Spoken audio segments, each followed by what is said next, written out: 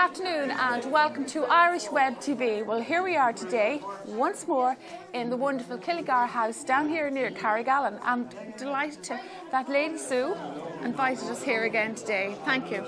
You're very welcome, Áine. It's lovely to see you again. Yeah, it's great to be back. You have a wonderful day here today. A sort of a back to nature kind of a day. It is, that's right.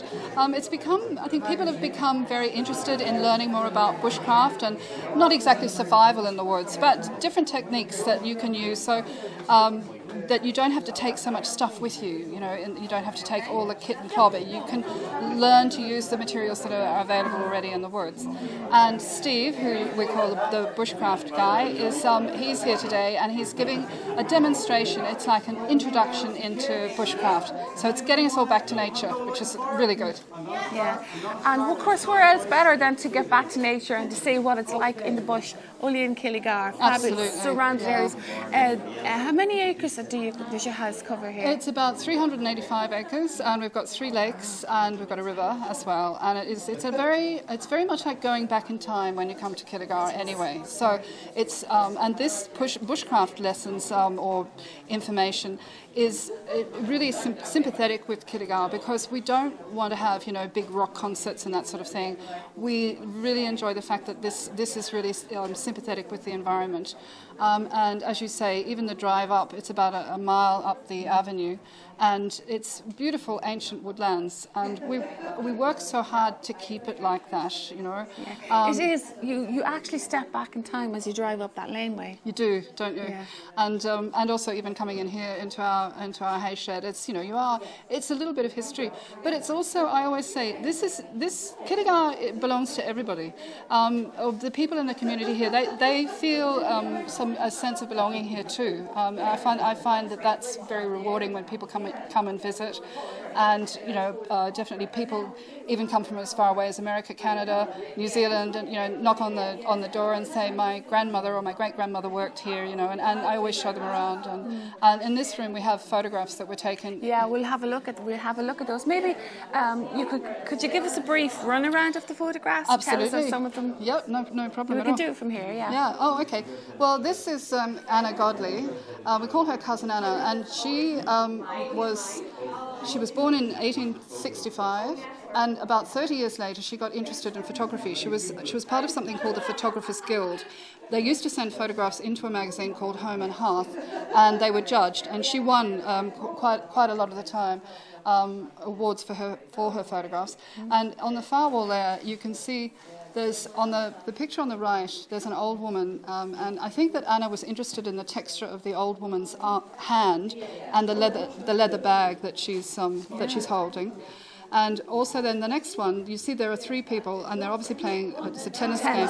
But if you look at the fellow at the back, his hat is actually on the dog that's in the middle. You can hardly see it's a black dog. Yeah, and his sister is smirking, so I think she's probably pinched his hat and done that. I love the white dog. He's in a few of the photographs. Yeah, he is. His name's Puck, and then the black dog is Dinah. And along here, there's a picture there of the view of from the terrace of Which the you lake. can see today. I saw that. I spotted on the way up. It's beautiful. It is beautiful, but in those days they had the pampas grass, and it was all very busy because it was Victorian times. I love the fact that Anna also took pictures of not only the family and visiting people, but the children on the estate. Yeah, and this one here behind you, you can see that there's a turning device that opens and closes the windows to the greenhouse. And this one, these are all taken in about 1895. So this one is very reminiscent of Claude Monet had he did a series called The Haystacks in about 1892. And these were taken a few years later. So I think that's her imitating the haystacks. And this fellow here, can we move over here? This fellow here, if I just move this out of the way, you'll be able to see. This is Alec Godley. He was a very handsome man. Very indeed. dapper and became very famous. He became General Sir Alexander Godley, and he commanded the Anzac forces at Gallipoli. And just after this picture was taken, a couple of years later, he joined up in 1898. He joined the Royal Dublin Fusiliers, and he volunteered to go to the wars in Africa. And he was with Baden-Powell at Mafeking. and where they were starved, basically. They were being starved out. They had to eat their horses. And at the relief of Mafeking, and the photograph over there, was his brother. So he was stuck in Mafeking where they were being starved out, and his brother was part of the relief column. And the fellow on the right there with the haystacks gathering the hay, that's Pogue. And when he died, his ghost was seen floating across the lake. So, wow. And the woman over there, the end one, I love that. She's got a soft bag, and I think she's been out collecting eggs. Yeah, isn't that lovely? And this bell was obviously the bell that was used to call in the staff. And there's a picture here that shows where the bell would have been in the bell tower just outside. So. Wow, so Killigar, you're so lucky. Killigar House is steeped in history, and it hasn't changed over the years. No, it hasn't. And it's wonderful to see it. And thank you for bringing us along here today. Thank you. You're very welcome. Wait till I show you. You'll feel a ridge on the far side. Yeah. Yeah. Oh yeah. Yeah, so you want to turn that this way and scoop it along. Okay. Okay. That's it. Now, put those sparks on there. Onto it, yeah? Yeah, yeah. That's it. You've got it. You've done it. Do I blow it? Yeah, pop it in there. You're going to be blowing for dear life now in a second. Curl it round so you can trap all that heat. Are you sure it's not going out? No. There you go. Nice long steady blows.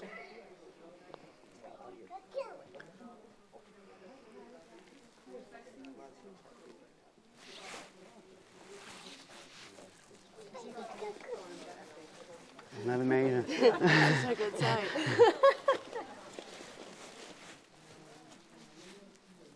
Well, keep going.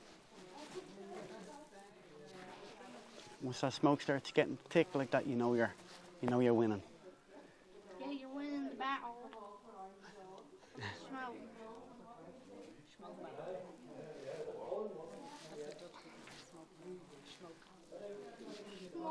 There you go. That's looking really good.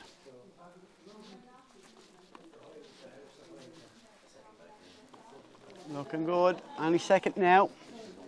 Keep it going.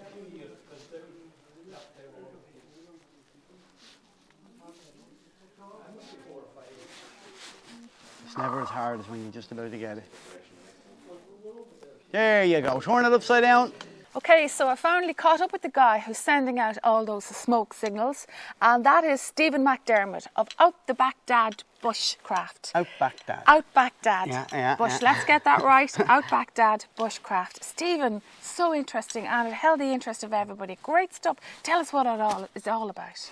Well, I suppose we have this amazing natural resource all around us, and I would like to see more people availing of it. And in order to avail of it and be comfortable while you're out and about in the forest, you need to know certain skills. So the old saying is, the more you know, the less you carry. So we're not going to Little and Aldi and buying 15 plastic chairs and a tent and all the rest. We're going to go out, we're going to take everything that we need to know up here, and we're going to implement it out in the forest and make ourselves comfortable. Of course then, I love to operate on a leave no trace policy. So the most important part of all is when you leave the forest, you've respected the space you're in. It has given you shelter, it has provided you with food, it has provided you with fire, and you leave it as you found it. Just leave it as you found it. Best policy. Yeah, absolutely. Leave no trace. Take the time to make sure no one would ever know you were there. So it's okay for folk to camp out at night in the forest as long as they know what they're doing, and of course leave no trace. Absolutely. So do you organise trips for people, for groups, and show them the way? Absolutely. From here on in, this is my launch day. So I've gotten permission to use the forest here in Killigar from Sue. And what a wonderful place. Oh, unbelievable. 300 acres It's of better woodlands. than I ever could have. I would have went around certain farmers or anywhere where I saw a forest, This is nature at its approaching them best, yeah. to see if I could use. Very important to get permission. because otherwise you'd be Can't be camping there. on private land. So this is better than I ever could. A friend of mine pointed me in the direction of this. I came down, I approached Sue, and Sue was very excited about the project. Yes, I will be, as I'm from today, I'm open for bookings. My aim is to take families, small groups, could be friends, whoever, who want to come out and enjoy the forest while carrying minimal gear and learning a new skill set. And it's fair to say that you just didn't lick this off the ground. You have done courses in this. Oh and yeah, trained yeah, in yeah. this. Well, I mean, I've been in the fields and been very kind of climbing trees and prodding through rivers all my life, ever since I was a little kid. But I don't detect a country accent. No. Well, you see, I'm from Dublin. Don't hold that against me. No. But the part of Dublin I'm from was it was right on the edge of Finglas. There was nothing between me and Ashbourne-only Fields. So I spent my entire life up there in those fields, turning over rocks, looking at things.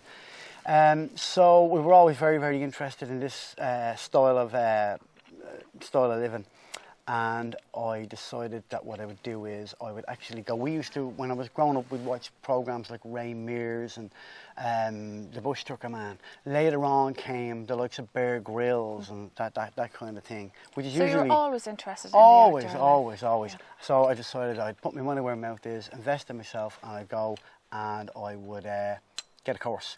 So I've now attained my level 3 Advanced Bushcraft Award. Excellent. I I never heard of such a thing, but you learn something new every day. You certainly do. Yeah, it sounds really interesting. If you come out with me, you can learn even more. Very good. You're going to be an instructor. Oh, yeah. That's what I am now. Now, we were speaking just briefly earlier, and you mentioned that you don't like to poach or kill or trap animals. Traps in this country are illegal, so we don't trap. No. I don't. So if somebody is outside in the wild and they come across a trap, what do they do? Well, is there anything you can do about it? Yes, I've come across them, and I've been on other people's land when they come across them, and the first thing they do is they deactivate them. Of course, then the bigger worry is who said it. So you've got somebody who's trespassing there, but traps they're indiscriminate. They're not effective, and they're downright cruel. They're not effective insofar as they don't just trap the one animal people are looking for. They can trap anything at all. So anything else. I wouldn't condone it now in any way, shape, or form. So the idea I'm getting from you is that somebody can go out for a weekend in the nature. You come prepared. You live within the nature. You don't have to be poaching fish out of the lakes or the rivers and things like that, and you can have a great back to nature weekend. That's it. And you will come away attuned with nature. Absolutely.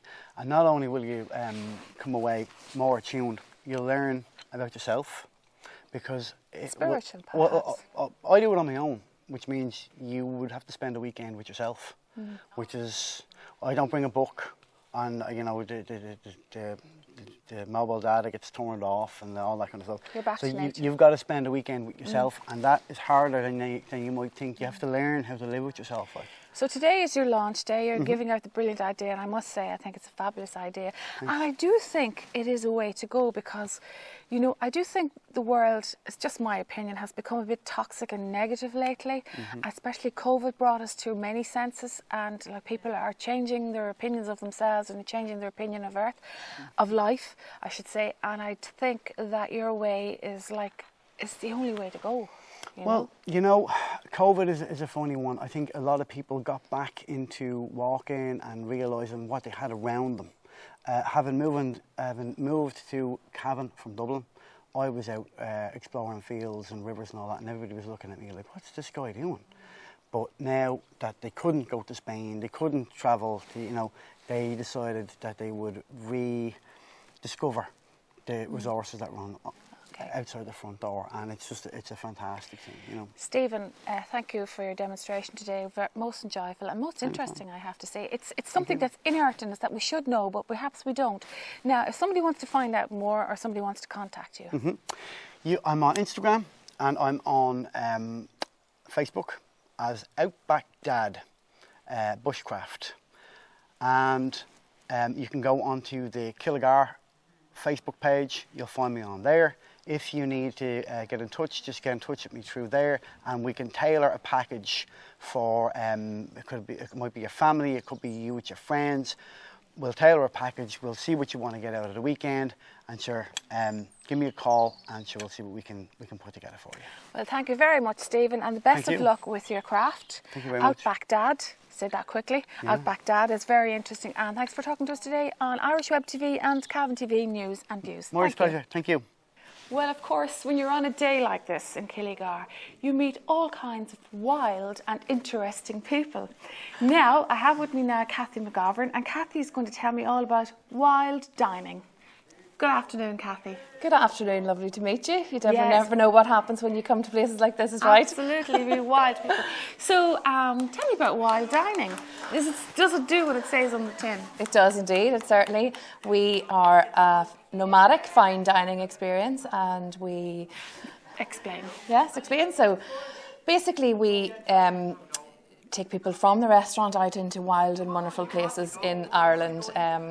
Currently, we have locations in County Fermanagh and in County Meath. So we are looking to expand into a few more places. So that's why we're here on a little recce today, to see if we can find somewhere suitable around Killigar. And I think already we have it pretty much thus that it's a lovely spot. So explain to me, what somebody books a restaurant, then you take them from the restaurant. You know, how does it work? Tell me. Well, basically, we're all run online, so we have quite a good following, and we're described as the travelling circus, but instead of car parks, we'll arrive in castles, caves, islands and forests. So we have island dining experiences in County Fermanagh. We have our castles, we have places like Lough Crew Estate in Old Castle, where we take diners either into the estate itself, to the house, or we take them into the gardens, into their forests or woods, and we have quite an intimate experience of around 25 guests. So it's quite a bit of theatre to it as well. We have a lot of music, and we are introducing a theatrical element to it as well, hence the E in wild dining. So a little nod to Oscar Wilde and his antics, I suppose, for that. Yeah. So really can expect to come along, be greeted with a glass of champagne, somewhere beautiful, taking a little walk possibly around in the estate. And when you say dining, is dining like procured, the food would be procured possibly from that area? So it's all very much seasonally sourced and locally sourced, everything. So we say if we're, for example, the island dining experience, that all the food for that is sourced by the local butcher who owns the island, and the pigs from the famous black bacon O'Doherty's, they roam on the island. It's really their island, so we're only allowed on it if they agree. But yeah, so it's all locally sourced. The same if we go to Lough Crew or anywhere, it's all seasonal. There's no food waste. We're very much, we're a leave no trace and, you know, sustainable business, tourism business, and that is very much important to us. Winter and summer? Winter and summer, yes. We go indoors, cosy places like this, and you know, we get the heaters going and the candlelight, and we've some interesting little quirks to keep warm in the winter. But you have to come along to find that sort of thing out. You just don't tell us. We have to find out. No, we don't. We're completely off grid. And we cook over fire predominantly. In the winter times, we will, you know, offer maybe a more fine dining experience. We have an amazing chef, Danny Barry, who's had a Michelin star. So she happily cooks over fire outdoors for us in all terrain, and which is rare to get somebody to agree to that, but she loves it, so it's brilliant. Okay, Kathy, somebody wants to book. How do they go about doing it? Okay, so the first thing is probably follow closely on social media. So we have very active Facebook, Instagram pages, and we also have a website, which is wilddining.com. So follow on those and follow the mailing list, and we don't usually tend to book too far in advance. We kind of like to judge weather and things, but hopefully from the end of, I think, around Christmas time, we're going to try and book, you know, have 6 months of events in advance. Just one more question. Do you organise these groups, or can somebody actually ring you up and say, I have an idea, a corporate idea? Mm-hmm. You do that as well? So we cater for corporate, private and public events. We like to do the public events so that, you know, so everyone has a chance to experience it, and it gets the word out there and people get talking about it. Corporate, we do a lot of corporate events as well, and in different locations we offer different packages. In some places you can stay over, So yeah, we've all sorts for everybody. Well, and like what's going on here today, it's like a back to nature experience. Completely. And it sounds absolutely fantastic. Thank you once again, Catherine McGovern from Wild Dining, and telling us all about wild dining. Thank you. Thank you very much for having me. Well, one of the exhibitions here today at Killigar House is a little art installation, or an art exhibition, and it's by Mandy Bussey, and Mandy's going to tell me all about her prints. Welcome, Mandy. Thank you. It's actually my husband who does the painting, David Bussey, and he's inspired by the Irish countryside and the wildlife, especially around here, and particularly the hares. Yes. And the squirrels, because we get quite a lot of red squirrels. I want to show folks this one in particular. This is absolutely fantastic. That is an eagle. Is it a special eagle? I'm not sure, to be It's an perfectly eagle, honest, yeah. but it is an eagle. And your husband, Richard, he paints these from photographs, isn't it? Yes, some photographs, some, he might sit outside occasionally and paint, but mainly photographs, so he can take his time over actually getting it right. Isn't that absolutely fantastic? Yeah. And they're on sale here today, Mandy. Yes, they are. So are. if you give us an idea of the prices of some of them. Well, and they're framed as well. The framed ones are €40. There's a lot of mounts for sale as well, and they're €30. And then we have some digital prints as well, which your daughter does one of those. Which my daughter does. This is very cute. €10. Isn't that very cute, folks? Little panda. Very good. So there's something for everybody here, really, yes, isn't there? Yes, there is. Yeah. So that's what you do, Mandy. You go around exhibitions like this, sort of artisan kind of events, and sell them. Christmas craft market last year. But I'm actually a graphic designer, so it sort of goes with the territory. It does, it's all creative. Yeah. So well done. Thank you very much. And thank you for talking to us on Cavan TV. So if you want to find out more about Mandy's art, it's MB Art and Design. And you're on Facebook? I am on Facebook, yes. And it's just under MB Art and Design. Yes, MB Art and Design. Well done. Thank you, Mandy. Thank you. So here I am at the end of an interesting and wonderful day here at Killigar House. The wonderful Killigar House, which is over 300 years old. It was great to be part of the Outback Dad Bushcraft launch, and to speak to some interesting people like Catherine McGovern of Wild Dining, and of course once again to speak to herself, Sue Kilbracken, who takes care and does her really best for this house, the wonderful Killigar House. So that's it for me on Irish Web TV and Cavan TV. Good evening and thank you.